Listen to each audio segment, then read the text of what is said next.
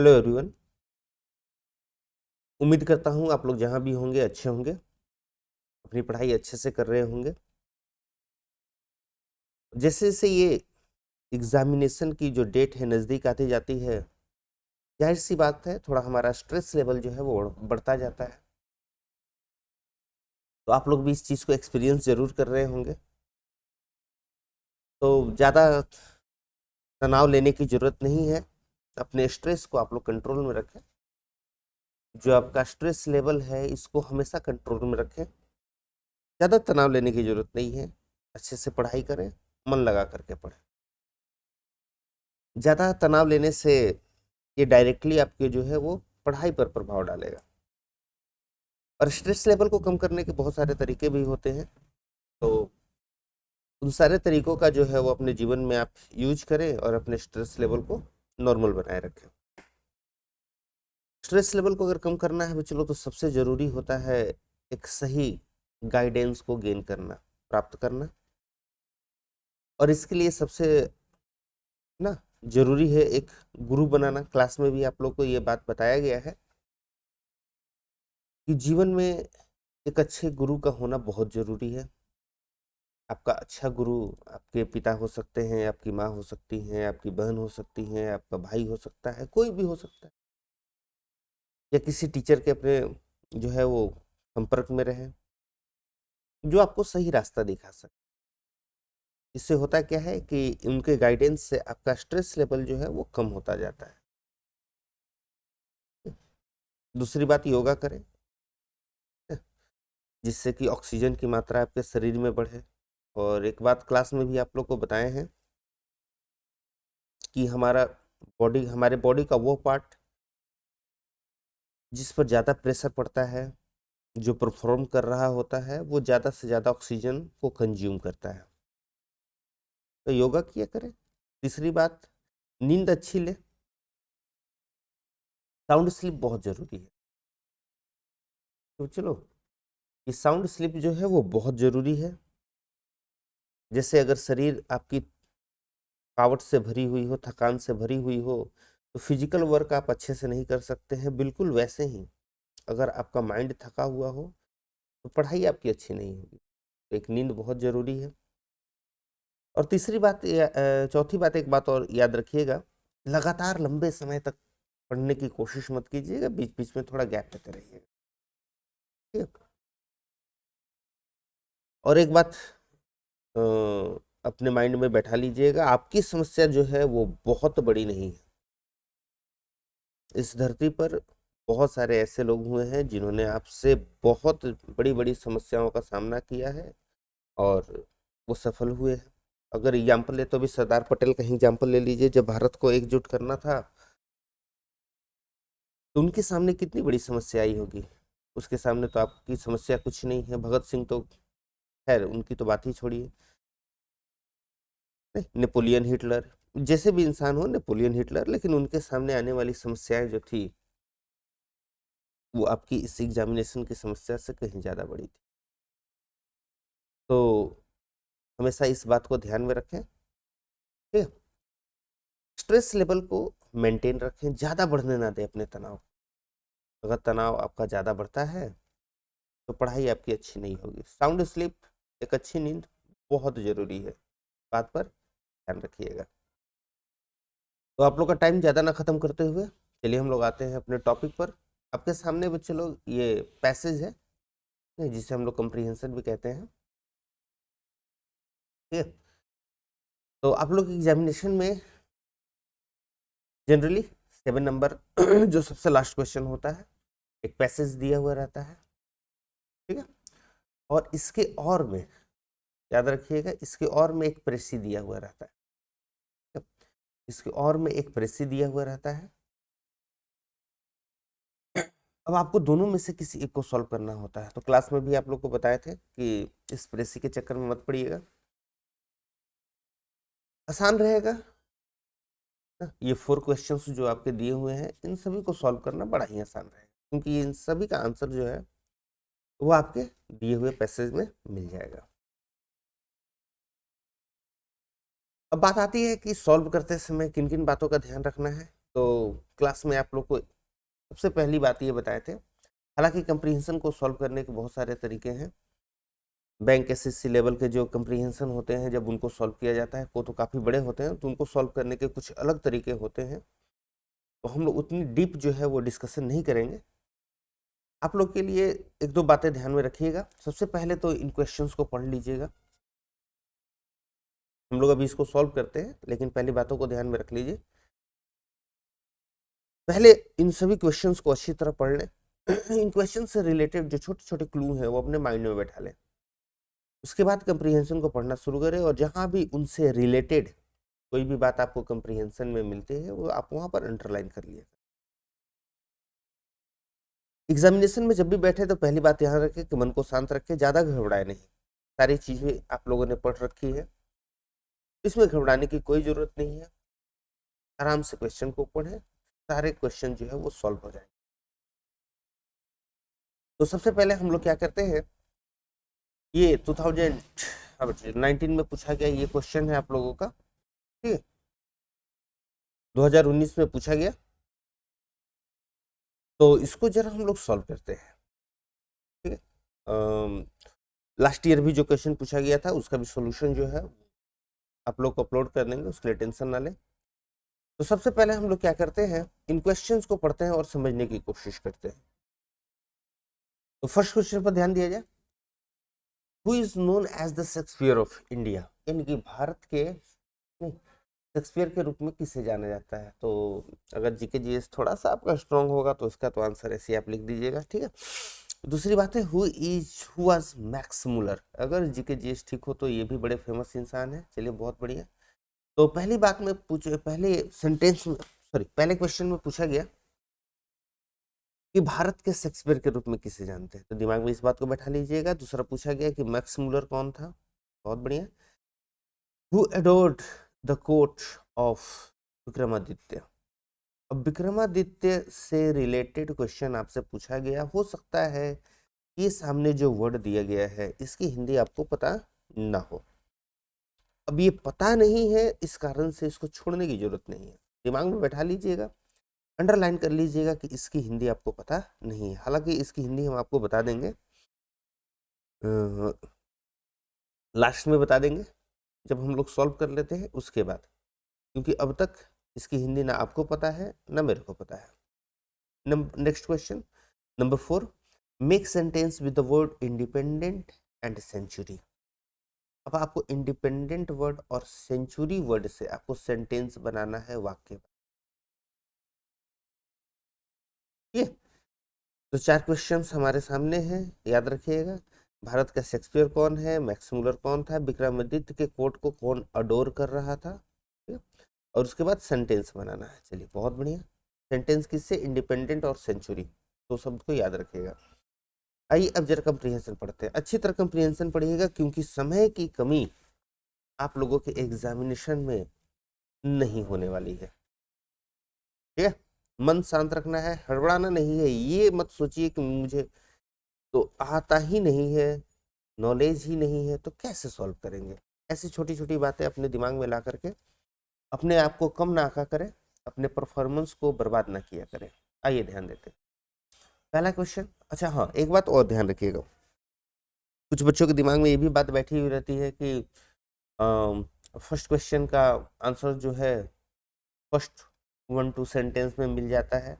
इस बात को भी ध्यान में रखिएगा। इसको आप जो है वो 2 या 3 ना, और ये 3 या 4 सेंटेंस में मिल जाएगा। तो इन छोटी छोटी बातों को भी आप अपने ध्यान में रखिएगा, कोई घबराने की बात नहीं। चलिए, Kalidas is known as the Shakespeare of India. अब इस सेंटेंस को पढ़ते ही आपको पता चल गया कि हमें पहले क्वेश्चन का आंसर देना है। अंडरलाइन कर लीजिएगा, क्वेश्चन आपको लाना है, जितने भी अंडरलाइन करना है कीजिए, घबराने की बात नहीं है। His name has been immortalised. अब इसकी हिंदी आपको नहीं पता है, टेंशन ना ले, छोड़ दीजिए। नहीं हिंदी पता है तो क्या टेंशन लेना है। His name has been immortalised in the history of Sanskrit literature. ये तो समझ में आई कि भाई उसका नाम जो है वो संस्कृत के इतिहास, संस्कृत साहित्य के इतिहास में कुछ हुआ होगा, क्लियर सी बात है बच्चे लोग, अमर हुआ होगा, फेमस हुआ होगा, प्रसिद्ध हुआ होगा, जाना गया होगा, और कुछ भी समझ लीजिए इसकी हिंदी ना, बात समझ में आई? उसकी एग्जैक्ट हिंदी को लेकर के कंप्रीहेंशन को बर्बाद मत कर दीजिएगा। नहीं पता है छोड़ दीजिए, आगे बढ़िए।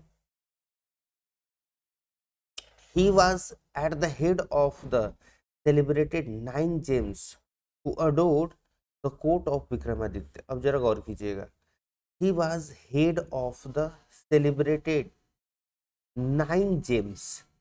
अब हो सकता है कि सेलिब्रेटेड की हिंदी आपको पता ना हो, हेड का तो पता ही होगा ना, at the head of, head होना, किसी भी चीज का मालिक होना, सेलिब्रेटेड 9 जेम, जेम का चलिए कोई बात नहीं है, हु अडोर ये भी आपको नहीं पता है, द कोर्ट ऑफ विक्रमादित्य। लेकिन ये तो बात समझ में आ रही ना कि विक्रमादित्य के कोर्ट को कुछ किया जा रहा है। ठीक है, आगे बढ़ते हैं।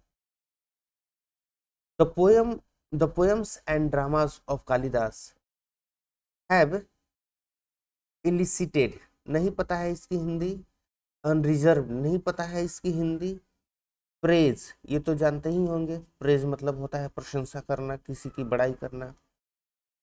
चलिए नहीं पता है हिंदी कोई बात नहीं है। नॉट ओनली, न केवल from India, Indian scholars, but even from European critics, इसकी हिंदी नहीं पता होगी, बहुत बढ़िया। लाइक मैक्स मुलर, ये हमें दूसरे साहब यहाँ मिल गए, मैक्स मुलर साहब यहाँ मिल गए। पूछा गया है who was Max Muller, clear सी बात है। देखा जाए क्या, फिर सेंटेंस को देखा जाए, from Indian scholar but even from European, नहीं European critics like Max Muller. अब इतनी तो बात आपको समझ में आ रही होगी कि यूरोपियन क्रिटिक्स है मैक्स मुलर, है तो इतनी तो बात समझ में आ रही होगी कि मैक्स मुलर कौन है भाई, यूरोपियन क्रिटिक्स है। नहीं, अब इससे ज्यादा टेंशन लेने की जरूरत ही क्या है, ठीक है, अब इससे ज्यादा टेंशन लेने की जरूरत ही नहीं है। मन करे तो आप भी 2-3 कलर का पेन लेते जाइए, एग्जाम में टेंशन नहीं लेना है ना, ठीक है। यहाँ मिल गया हमें पहले का जवाब, यहाँ मिल गया हमें दूसरे का जवाब, सॉरी यहाँ हमें मिल गया, कुछ नंबर उल्टा सीधा हो गया है ना, ये सेकेंड होना चाहिए, ठीक है, और ये थर्ड होना चाहिए था, और ये फोर्थ होना, कुछ गड़बड़ हो गया, चलिए कोई बात नहीं है, इसको सुधार देते हैं, ठीक है चलो। तो नंबर आप लोग का सुधर गया, क्या टाइप करने वाले भी इंसान ही होते हैं। तो ध्यान दिया जाए यहाँ पर बच्चे लोग, जो हमारा ये सेकंड नंबर है, ये सेकंड नंबर का आंसर हमें यहाँ मिल गया। थर्ड नंबर का आंसर अब देखा जाए, तो थर्ड नंबर के आंसर को अगर हम लोग देखते हैं बच्चे लोग, तो यहाँ कहा गया कि who adored the court of Vikramaditya. अब जब गौर कीजिए गए हैं, यहाँ विक्रमादित्य के कोर्ट को अडोर करने की बात की जा रही है, तो कौन था जो विक्रमादित्य के कोर्ट को अडोर कर रहा था, तो गौर कीजिएगा कि ही वाज, प्रोनाउन का प्रयोग किया गया है, और प्रोनाउन नाउन के बदले आता है, और ये नाउन कौन सा है यहाँ पर बच्चे लोग जिसको ये प्रोनाउन रिप्लेस कर रहा है, कौन सा नाउन है, तो ये प्रोनाउन किस नाउन के लिए आया है, कालिदास के लिए, यानी कि हमें जो है, हमें जो है वो तीसरे नंबर की जवाब यहाँ पर मिल जाती है, ठीक है। और बात करते हैं चौथे नंबर की, तो आइए जरा आगे देखा जाए क्या और कुछ बातें लिखी गई हैं। तो the age in which Kalidas flourished, flourished मतलब होता है बच्चे लोग आगे बढ़ना, ठीक है, ठीक है। तो कहते हैं कि the age in which Kalidas flourished, यानी कि वो समय जब कालिदास फ्लोरिश हुए, आगे बढ़े, नहीं उन्होंने जीवन में जब अपनी तरक्की प्राप्त की, and the place where he was born, और वो स्थान जहां इनका जन्म हुआ था, are a matter of dispute, वो डिस्प्यूट का मैटर है, यानी कि विवाद का मुद्दा है। बट ट्रू जीनियस, लेकिन जो वास्तविक जो व्यक्ति होते हैं, जो प्रतिभावान व्यक्ति होते हैं, नहीं, इज इंडिपेंडेंट, वो क्या होते हैं, वो क्या होते हैं, आजाद होते हैं, स्वतंत्र होते हैं। अब मिला बच्चे लोग हमें इंडिपेंडेंट, गौर कीजिए, नहीं, इसी पर हमें सेंटेंस बनाना है अपने क्वेश्चन के आंसर के रूप में। तो of the time and place, जो सच्चे प्रतिभावान होते हैं वो समय और स्थान से क्या होते हैं बच्चे लोग, स्वतंत्र होते हैं। ऑल्दो द सेंचुरी, मिल गया एक और word, the century of Kalidas is far more remote, जो शताब्दी है कालिदास के समय की, जब वो फ्लोरिश हुए, आगे बढ़े, वो अभी से बहुत पीछे है ना। हिज फेम इज शाइनिंग, ठीक है, जो भी हो वो बहुत पहले जन्म हुए लिए हो, लेकिन अभी का जो समय है, his fame is shining with undiminished grandeur, उनकी जो फेम है, उनकी जो प्रसिद्धि है, वो क्या होते जा रहा है, बहुत ही भव्य तरीके से बढ़ते जा रहा है। डिमिनिश मतलब होता है किसी चीज का नाश होना, अनडिमिनिश मतलब होता है आगे बढ़ना, ग्रैंडियर मतलब होता है भव्यता, शान।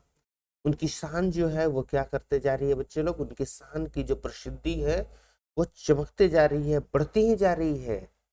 इवन इन आवर डेज, यहाँ तक कि अपने दिनों में भी, यानी कि हमारे दिनों में भी, यानी कि आज के समय में भी उनकी जो प्रसिद्धि है वो बढ़ती ही जा रही है। ये हो गए हमारे, ये हो गए बच्चे लोग हमारे कंप्रीहेंशन की हिंदी हो गई, ठीक है। तो हिंदी नहीं भी पता हो फिर भी आप इसको सॉल्व कर सकते हैं, तो जरा हम लोग क्वेश्चन आंसर को लिख लेते हैं, ठीक है। तो पहले जरा इनकी हिंदी देख लिया जाए, उसके बाद फिर हम लोग इसका क्वेश्चन का आंसर भी लिखा जाएगा। तो इमोर्टलाइज मतलब हो गया बच्चे लोग प्रसिद्ध करना, ठीक है, अमर बना देना, ठीक है।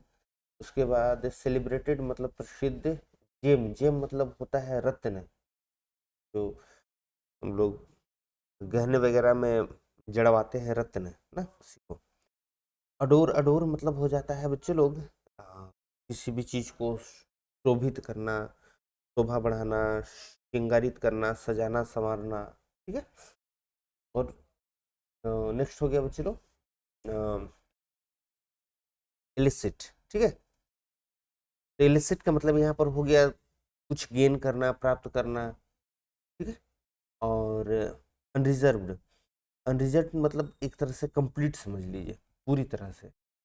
तो Kalidas has illicit unreserved praise, यानी कि प्राप्त किया, कालिदास ने प्राप्त किया है, इलिसिट किया, क्या प्राप्त किया, पूरी प्रशंसा प्राप्त की, बहुत ज्यादा प्रशंसा प्राप्त की, ठीक है। कहाँ से प्रशंसा प्राप्त की, तो न केवल भारतीय विद्वानों से बल्कि जो यूरोपियन क्रिटिक हैं, आलोचक हैं, मैक्स मुलर, उनसे भी उन्होंने प्रशंसा प्राप्त की, ठीक है।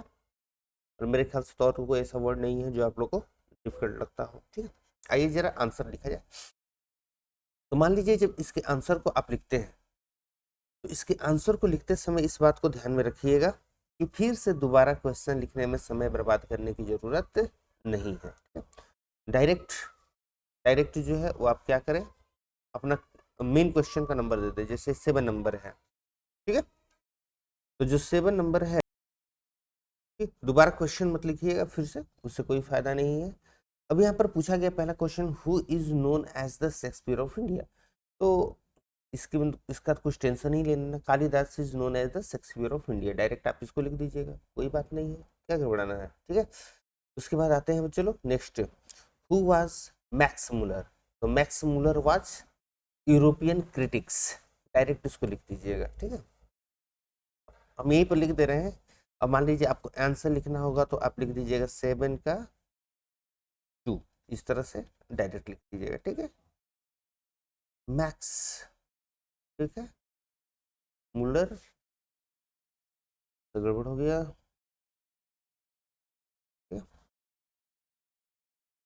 मैक्स मुलर वाज, क्या बच्चे लोग, नहीं, यूरोपियन क्रिटिक्स, हो गया आंसर, ठीक है। उसके बाद who adorned the court of Vikramaditya, तो आपको लिखना है इसका आंसर, तो इस तरह से लिख दीजिएगा। 7 का 3 नंबर का आंसर यहीं पर लिख दिया जाए। नहीं, who adorned the court of Vikramaditya, तो उनका नाम आप लोग जानते ही हैं, क्या नाम है? कालिदास। ठीक है, तो लिख दीजिए क्या भाई, कालिदास, पूरा इसको कीजिए। ठीक है, अडोन द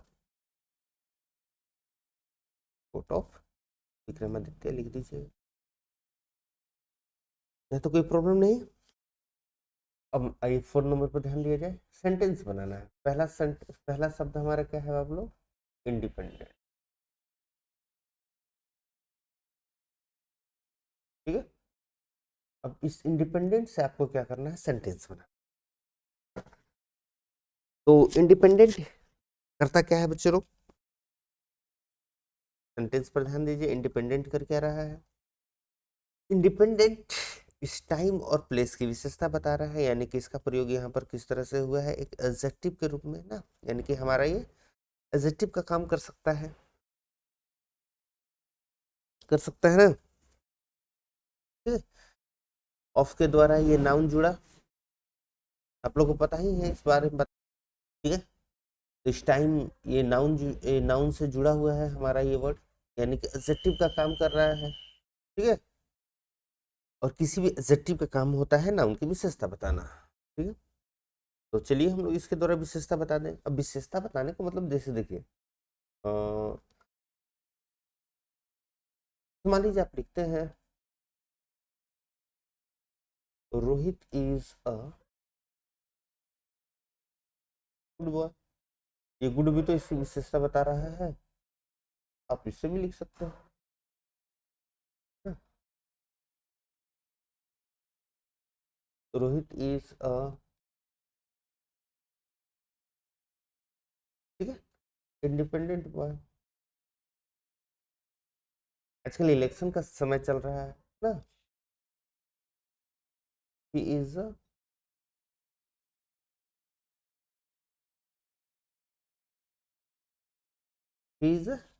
इंडिपेंडेंट कैंडिडेट, आप इस तरह से भी लिख सकते हैं। वो क्या है? एक इंडिपेंडेंट कैंडिडेट है। समझ में आई? आराम से लिख दीजिए, क्या इसमें घबराने की जरूरत है। दूसरा वर्ड क्या है? सेंचुरी, ये बहुत बढ़िया। नंबर हम लोग, ये भी हमारा 7 का नंबर जरूर दे दीजिएगा, ये भी 7 के फोर्थ का ही है हमारा। ठीक है, कभी जरा हम लोग लिख दिया जाए। ठीक है, तरीके से लिख दिया जाए।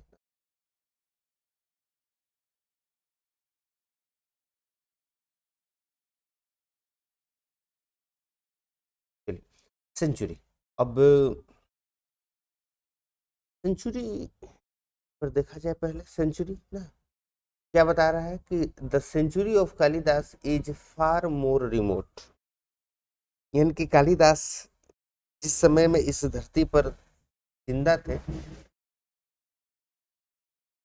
तो वो समय क्या है? वो बहुत पहले का समय है। तो इन्हीं से हम लोग सेंटेंस बना देते हैं, यहीं से सेंटेंस बना दिया जाए ना, एक्स्ट्रा क्या बहुत ज्यादा आपको सोचने की जरूरत है। ठीक है, कालिदास। ठीक है, देखिए यहाँ पर कालिदास क्या बोला है? Is far more remote the century. ठीक है,